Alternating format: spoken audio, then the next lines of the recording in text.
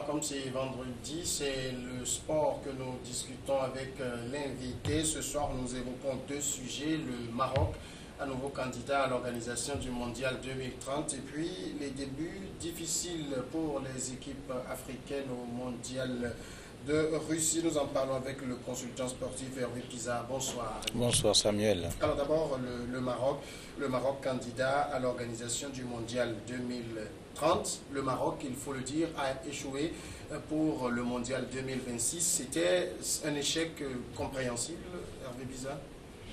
Oui, Samuel, je crois qu'on avait débattu ce sujet sur ce plateau lorsque le Maroc postulait à cette candidature. Et je crois que le Maroc avait eu des soutiens de la part même de la France et de certains pays au niveau européen. Mais l'échec aujourd'hui, je pense que se situe à deux niveaux pour le Maroc. Dans un premier temps, il faut dire pour ceux qui ne le savent pas que l'Amérique a pesé beaucoup comment l'appelle-t-on, pour l'arrivée de Gianni Infantino au niveau de la FIFA. C'est les Américains qui ont fait le ménage, qui ont poussé Sepp Blatter et voilà, à la sortie. Et pas des moindres, beaucoup d'autres aussi, le président de l'UEFA à l'époque, Michel Platini. Et donc, je pense que c'est d'abord ce premier volet, il faut le dire, il faut être clair à l'analyse que ce n'est qu'une récompense de la part des Américains. Souvenez-vous que les Américains l'ont voulu sous Blatter, mais Blatter a préféré le Qatar et la Russie, donc ce que les Américains n'ont pas du tout gobé. Et connaissant effectivement la mafia qui existait au sein de la FIFA, tout à l'heure s'est appuyé sur cette personne des réseaux pour pouvoir débouter le tout-puissant Blatter hors course. Et donc, je pense que sur ce premier volet, c'est la récompense. Le deuxième volet que je vais évoquer, c'est celui des infrastructures. Quoi qu'on dise, c'est vrai, nous savons que le Maroc, aujourd'hui, a le minimum, le b.a.-ba de ce qu'il faut pour pouvoir organiser une Coupe du Monde. Mais quand vous regardez les États-Unis, et le Mexique et le Canada, c'est que les infrastructures sont déjà présentes, et tout est fait. Et puis, il y a des critères. On avait parlé d'un critère, le rapprochement des aéroports par rapport au stade et tout ça. Donc, je pense qu'à ce niveau-là, ça a beaucoup pesé parce que les États-Unis, le Mexique et le Canada ont, c'est-à-dire que gagné beaucoup de points à ce niveau-là et qui a fait que le Maroc a échoué. Donc, voilà, et Samuel, si on peut dire, c'est un échec quand même qu'on peut expliquer. Et donc, bon, ce n'est pas non plus aussi surprenant. Je pense que le Maroc est à nouveau candidat. Bon, on verra bien. Il y en a qui expliquent également l'échec marocain par le fait qu'en termes de recettes, le trio États-Unis, Mexique, Canada offrait plus que le Maroc ne proposait. Le Maroc proposait 3 milliards de dollars en termes de recettes pour le Mondial 2026, alors que le trio en proposait 7. Oui, tous ces facteurs-là, c'est autour de quoi? Vous savez, actuellement, regardez un peu au niveau du mondial qui est en train de se jouer. On va vous donner les chiffres après, vous aurez le vertige. Mais tout ça là, moi, je ne mets pas ça trop, dans l'échec du Maroc. Pas forcément ça.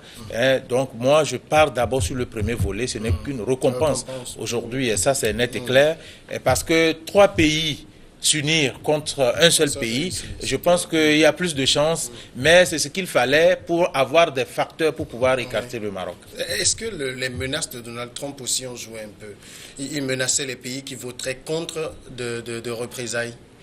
Écoutez, vous savez, Donald Trump, c'est sa politique. Nous n'allons pas rentrer dans cette polémique. Nous sommes en matière de sport. Pour moi, je reste catégoriquement sur le sport et je me dis que quand vous prenez les critères, c'est vrai qu'il a dit les menaces, ce n'est pas en matière de sport. Vous savez que la FIFA, elle est très sévère vis-à-vis des États qui font de l'ingérence au sein des fédérations. Et donc, pour moi, ce critère-là, je le mets de côté et je me dis tout de suite que c'est une récompense bien méritée des États-Unis. Parce que, quoi qu'on dise aujourd'hui, ça a permis de pouvoir pouvoir enlever quelques indélicats au niveau du sport. Vous avez vu tout récemment avec la chute de Koscielny Ateki du côté du Ghana, peut-être Guyana, mais ce qui est sûr aussi que après l'ère Infantino, on va entendre les États-Unis sont toujours là, bon, comme on le dit, ils ont le contrôle du monde.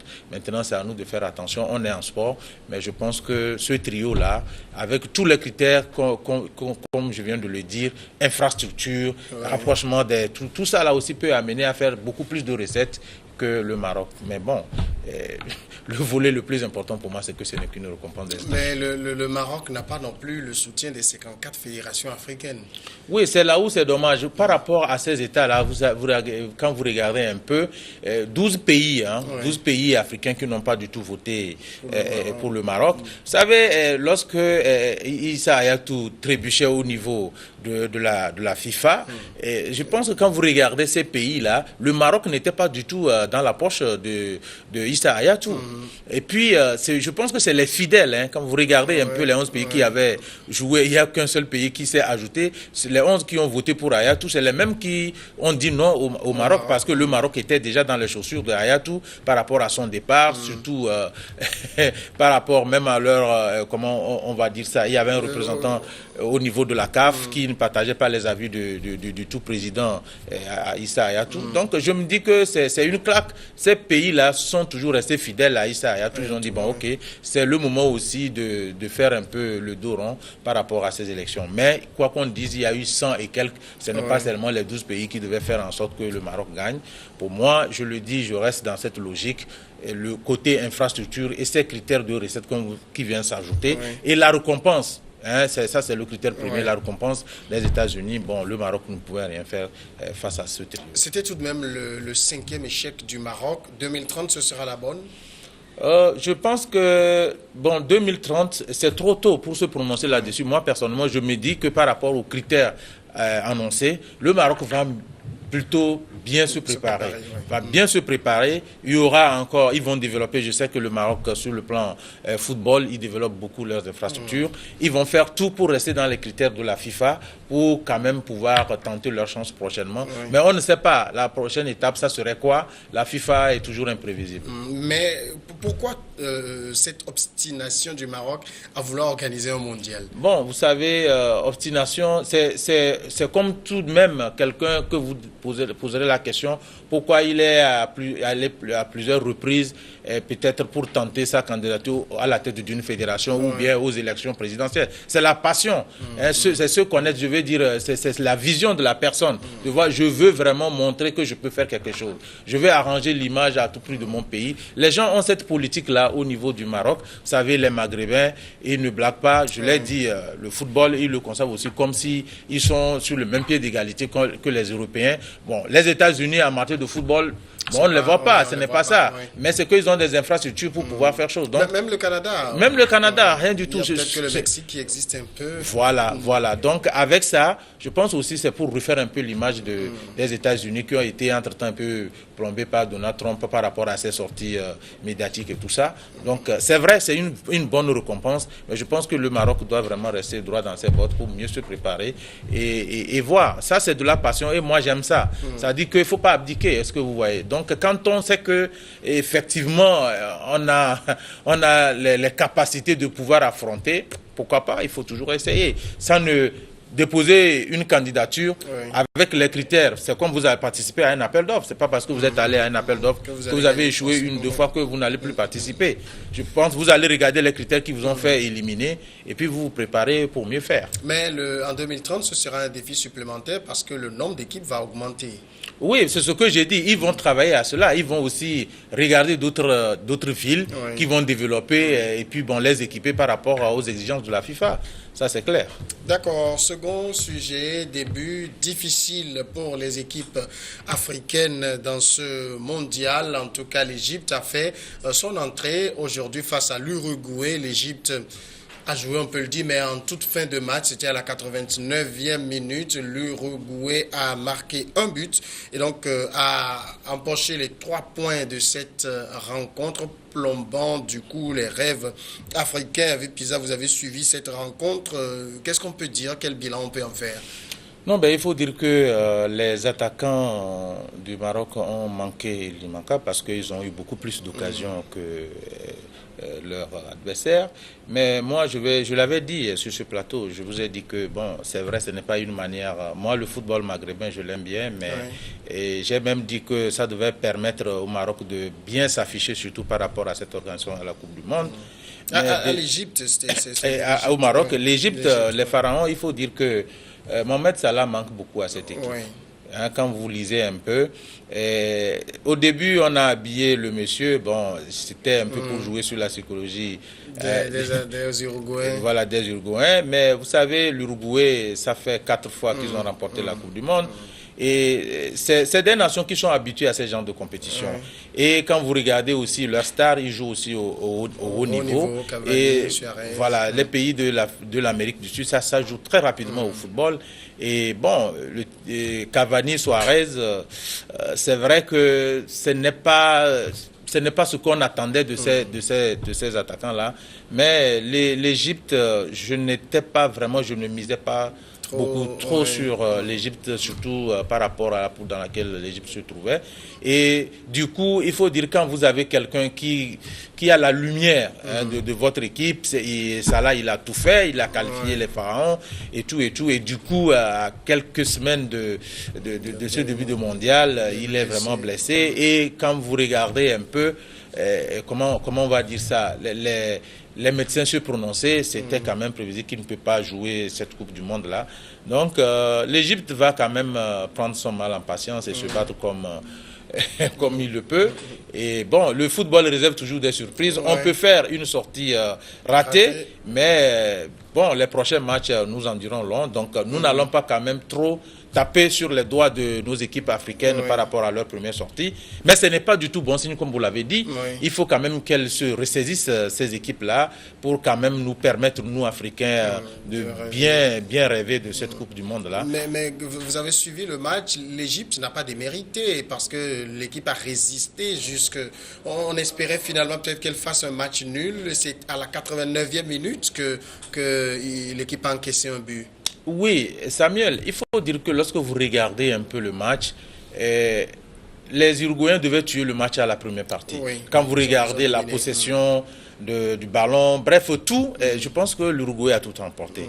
L'Égypte s'est beaucoup battue et je me dis que ce n'est pas le même schéma, ce n'est pas le même coaching.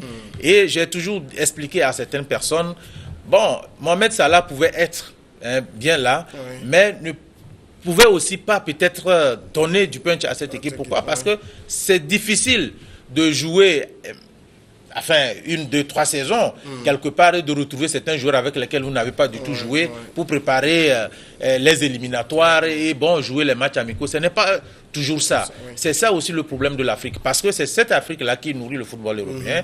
Et c'est dommage que lorsque nous sommes représentés au niveau mondial, que nous nous retrouvons, c'est quand même un peu difficile de faire chose. Donc pour moi, l'Égypte était quand même un tout petit peu... diminué en première partie. Donc, vous avez constaté que pendant les 30 minutes de la première partie, l'Uruguay a voulu vraiment gazer. Mais à un moment donné, l'Égypte a resserré le rang et on a retrouvé vers la fin, les dernières 15 minutes, l'équilibre. Mais au retour, il faut dire quand même que l'Uruguay a vraiment dominé l'Égypte. L'Égypte, c'est en attaque que ça a fauté? Oui, il faut dire que il n'y a pas eu de réalisme. Les El Nini, même au niveau du milieu de terrain, ce n'était vraiment pas ça. Et puis, au niveau de l'attaque, comme vous l'avez dit, les Trezeguet, les habitués de la chose, ce n'est vraiment pas ça. Est-ce que vous voyez? Donc, c'est vrai qu'il y a longtemps aussi que l'Égypte a été qualifiée pour la Coupe du Monde. Mais bon, vraiment, il faut dire que pour leur première sortie... c'est quand même une grande équipe. Oui, c'est une grande équipe sur le continent. On ne le nie pas. Mais vous savez, c'est une rencontre des grands stars au niveau mondial. Et ce n'est pas les mêmes entraîneurs, il faut le dire aussi. Ce n'est pas le même coaching. C'est surtout ça. Donc... c'est une rencontre aussi des coachs et vous savez que c'est au niveau de la Coupe du Monde que les joueurs et les entraîneurs aussi essaient de donner leur cote par rapport au championnat à venir. Est-ce que vous voyez? Donc je crois que l'Égypte a commencé timidement et j'espère que pour leur deuxième sortie, ils vont essayer de faire quelque chose pour quand même sortir la tête de l'eau. L'Uruguay, c'est le plus difficile de sa poule? Ben, vous savez, moi je dis ici que il n'y a pas de petite équipe. À partir du moment où vous êtes qualifié, que vous soyez qualifié par défaut ou ce que vous le méritiez, ben, de toutes les façons, c'est que vous êtes dedans et il faut toujours compter avec tout le monde. Alors, pour les autres équipes africaines, il en reste 4 aujourd'hui. Quand vous observez un peu le schéma des poules, vous vous dites, on a espéré ou bien on aura un scénario à l'égyptienne? Non, de toutes les façons, il faut espérer. On a encore des équipes qui vont participer. Le Maroc aussi nous a déçus avec l'Iran. Bon, c'est tous... oui, qu'est-ce qui n'a pas marqué? L'Iran non plus, c'est pas vraiment ça en matière de football. Non, mais l'Iran est mieux classé. Hein, l'Iran est mieux classé sur le plan mondial que le Maroc. Et puis, c'est ce que je disais au début, le Maroc a mieux joué en première partie, devait tuer le match. Mais l'Iran a compris, c'est la tactique. Vous savez, quand vous avez un pion qui ne fonctionne pas correctement, et là, tout de suite, c'est que vous payez cash. Oui. Donc, c'était quand même dommage de prendre un but vers la fin du match. C'est ça aussi le problème de nos équipes africaines. Je ne sais pas, les coachs que nous avons, qu'est-ce qui se passe réellement? Le Maroc ne méritait pas ça. Un nul, à la rigueur, devait quand même les permettre dans leur poule de rêver encore beaucoup plus. Mais avec ça, là, ça va être très compliqué par rapport au match à venir.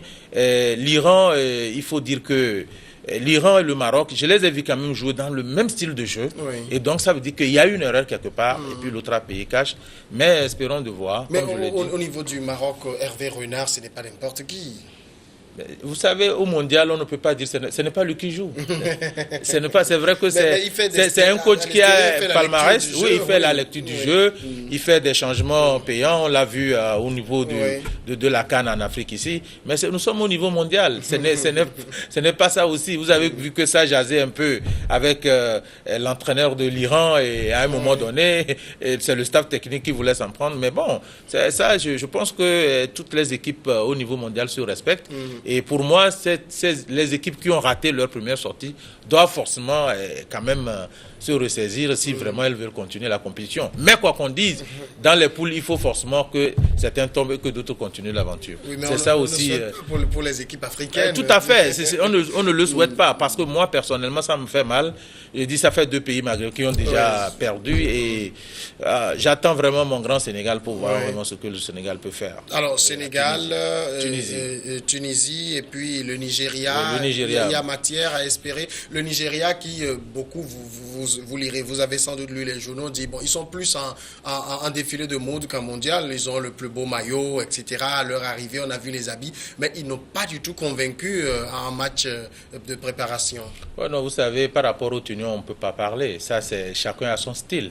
Et c'est les médias. Nous n'allons pas rentrer dans le jeu des médias. Ils sont libres de s'habiller comme ils veulent. De toutes les façons, ils ont mérité leur qualification. Maintenant, au mondial, il faudrait aussi quand même qu'ils nous permettent vraiment de les soutenir. Et c'est ça la fête du sport. Vous savez, quand vous décevez tout à l'heure, bon, enfin, on ne vous rate pas. Mais j'ose croire qu'ils ne se sont pas habillés tout simplement pour aller faire du folklore.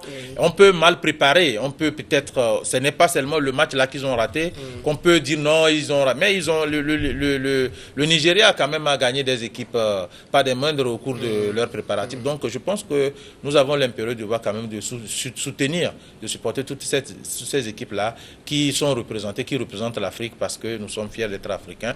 Et je l'ai dit, c'est l'Afrique qui nourrit le football européen. Il faut quand même aussi que nos stars, nos joueurs comprennent ça et puis bon, prendre le dessus. C'est les poules qui sont très difficiles.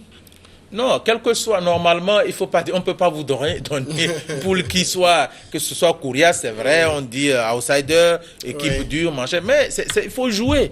Il faut jouer. Lorsque vous avez un bon entraîneur, vous jouez, c'est-à-dire que vous êtes discipliné, vous jouez, vous avez l'arme de pouvoir gagner, c'est que vous allez gagner. Et c'est ça. C'est vrai qu'il y a dans de chance des fois, mais Dieu, il est partout. Et donc, il faut se préparer. Lorsque vous perdez, c'est que, de toute la façon, il faut refaire. Et c'est ça. Donc, comme je l'ai dit, il y a des équipes aussi qui ont déjà participé à la Coupe du Monde passée, qui n'ont pas atteint les 8e de finale, mais qui se sont encore retrouvés. Bon, ce n'est pas rien. Hein. C'est ce que j'ai dit. Le Maroc et comment l'appelle-t-on, et l'Égypte ont raté leur première sortie. Mais cela ne voudra pas dire qu'à leur deuxième jeu, ils vont aussi rater. C'est décevant. nous avons deux équipes, au moins une équipe devait faire le match nul ou gagner. Mais bon, écoutez, nous avons encore 3 équipes en lice, donc on va croiser les doigts. Mais pour les 2 équipes qui ont joué, c'est en toute fin de match qu'elles ont encaissé des buts. Il y a des leçons à tirer pour les 3 restantes? Oui, il y a des leçons à tirer, mais pour les 2 équipes, ce que j'ai dit, c'est au niveau du coaching. Vous avez joué un match, peut-être vous êtes dans les arrêts des jeux, qu'est-ce que vous faites? Ça aussi, ça fait partie du coaching. Bon, vous êtes dans les arrêts de jeu, il faut jouer un jeu défensif d'une manière ou d'une autre pour pouvoir conserver le nul, pour quand même être toujours dans la course. Mais s'il faut toujours ouvrir le jeu alors qu'on est dans les arrêts de jeu, pensant que bon, vous allez marquer l'autre, mais vous ouvrez votre derrière et puis tout de suite, c'est le risque que vous prenez. Donc, je pense que c'est ça en matière de football. Il faut que l'autre faute pour que l'autre gagne. Mais ils ont fauté et ils ont été battus dans les dernières minutes. Il faut quand même que les coachs, nous sommes des analystes, nous sommes des administrateurs de football et je pense que les coachs et tout le staff technique aussi, ils ont des gens en matière de communication qui aujourd'hui vont encore visualiser, ils vont voir ce qui a marché, ce qui n'a pas marché pour quand même honorer l'Afrique à leur deuxième sortie. Alors, vous avez observé quand même le début de ce mondial hier avec le match Russie-Arabie Saoudite et tout. Soit, globalement, c'est un beau mondial. La Russie a réussi son pari. Bon, on va dire, déjà quand je regarde aujourd'hui les 2 matchs, l'Iran et l'Égypte et tout ça, je n'ai pas vu assez de monde. Mais par contre, tout à l'heure, avant que je ne vienne sur le plateau Samuel, le match Portugal-Espagne, le stade était plein. Bon, je ne sais pas, ça aussi, on va aller chercher, nous allons chercher pour voir qu'est-ce qui ne va pas du tout, qu'est-ce qui ne va pas. Mais j'ai appris aussi que ce n'est pas facile pour ceux qui sont actuellement en Russie, parce que vous savez, Vladimir Poutine ne blague pas en matière de sécurité et tout ça. Et puis, il y a les policiers russes qui ne comprennent pas du tout, il y a beaucoup qui ne comprennent pas anglais. Donc, c'est difficile pour les supporters et tout ça là. On peut tout à l'heure vous prendre ou on vous envoie au poste de police. Il faut quand même que ce soit vos dirigeants, vous savez, maintenant, bon, tout est bien organisé. Il faut que ce soit vos dirigeants qui viennent quand même pour pouvoir expliquer les choses. Bon, c'est les difficultés du mondial. Et surtout dans un pays qui tient beaucoup à sa sécurité. Je pense qu'il y a de ces à côté là. Mais bon, quoi qu'on dise, c'est comme ça le monde. Hervé Pisa, merci beaucoup. C'est moi qui vous remercie. La pause maintenant et après, regard croisé.